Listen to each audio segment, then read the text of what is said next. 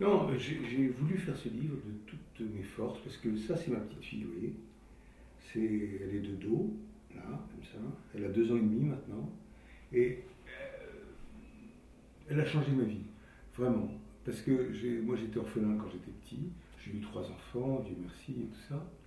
Mais mes parents m'ont toujours manqué. Enfin, bon. Et elle a créé une sorte de dynastie chez moi. Vous savez, je pense moins à mes parents, c'est pas qu'ils me manquent moins, mais c'est plus pareil.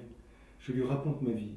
Je lui raconte, c'est une sorte d'héritage amoureux, comme un truc de. C'est mes gènes à moi. Elle a une partie de mes gènes quand même. Et je lui raconte ses gènes à elle. C'est-à-dire que je suis né en Tunisie, je suis un juif de Tunisie, il n'y a presque plus de juifs de Tunisie. Je suis homme de gauche, il n'y a presque plus de gens de gauche. J'étais conseiller de Mitterrand, j'étais patron de chaîne, j'ai fait beaucoup de choses dans ma vie. Et je lui raconte ça, et je lui raconte des choses rigolotes, c'est-à-dire le mensonge, par exemple. J'ai beaucoup menti dans ma vie.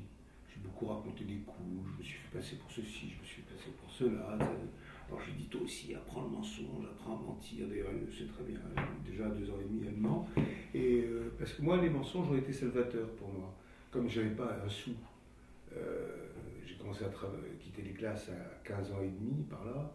J'ai menti sur mon âge tout le temps, j'ai fait croire des trucs, à Truffaut, à Jean Rouch après en Afrique noire, enfin, etc. Et je suis devenu patron de chaîne. J'ai tout le temps raconté des coups, des livres que je n'avais pas lus. J'en ai fait un feuilleton énorme de 8 films d'1h40 qui s'appelait Le Pain Noir. Je n'avais pas lu une ligne. Et donc, je lui raconte tout ça, d'une vie peut-être plus simple à mon époque que la sienne, enfin bon, ça s'appelait Les 30 Glorieuses, vous vous souvenez peut-être. Et voilà, donc c'est ce livre comme un héritage amoureux, c'est une lettre d'amour, quoi. Et pour moi, c'est important, c'est très important d'avoir fait ça. Voilà. Lettre à Anita. Ouais. Et qu'est-ce que c'est alors l'ardoise magique? Ah, alors là, c'était le premier titre du bouquin. L'ardoise magique, vous connaissez, ça s'efface. Oui. Et je commençais le livre il y a longtemps, avant la naissance d'Anita. Ça s'efface, je m'efface. Vous voyez, je m'efface parce que j'avais 70 ans quand j'ai commencé. Et comme je faisais plus d'émissions de télé en direct, ça comme j'ai fait pendant 15 ans, les gens pensaient que dans les bus, et il y a un paragraphe qui se passe dans un bus à Paris, les gens viennent vers moi et me disent, tiens, je croyais que vous étiez mort. Je dis non, je suis désolé, j'étais presque en train de m'excuser, mais non, je ne suis pas mort. Bon, et ils prenaient un air bon genre, mais oui d'accord, enfin, vous n'êtes pas mort, enfin, hein, ça n'existe plus, quoi. Hein. Bon. Et c'était un truc sur la retraite. Je déteste la retraite.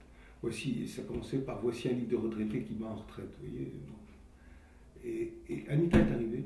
J'avais plus envie de ça du tout. Je me sentais plus du tout en retraite. Je me sentais comme un jeune grand-père de 73 ans. Voilà, un jeune grand-père qui a toute sa vie devant lui et en tout cas qui a un héritage. Entre autres, ce livre. Vous voyez. Donc c'est quelque chose de très fort. J'espère, enfin je ne sais pas, elle vous le dira quand elle sera grande, je ne sais pas, mais en tout cas pour moi c'est un livre important à avoir fait, oui, un livre important. Merci beaucoup en tout cas. Je vous en prie, c'est la moindre des choses.